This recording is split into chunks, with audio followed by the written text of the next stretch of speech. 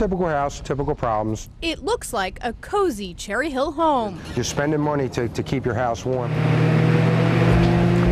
But the electric bill says otherwise.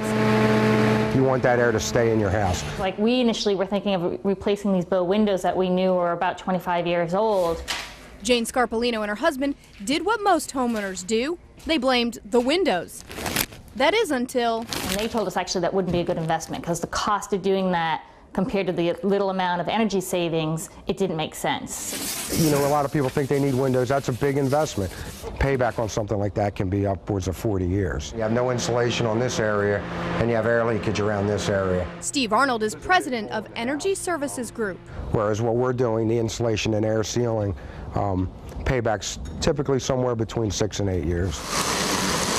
His Wilmington-based company performs energy audits, then works to make the home more efficient. No, this house was probably built in the 50s. It was cheaper to turn the heat up than it was to over-insulate at that point. And we all know now that that's not the case. If you look in here, and you can actually see the studs on the wall. Oh, yeah. For the audit, Arnold uses technology originally developed for the military.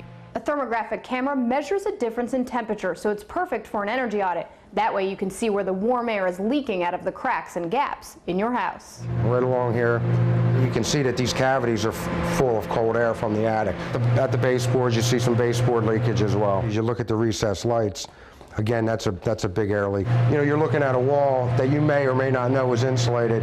If you don't have one of these, you're guessing. Once the audit exposed the trouble spots in the Scarpolino home, an assessment told them which improvements were most cost-effective.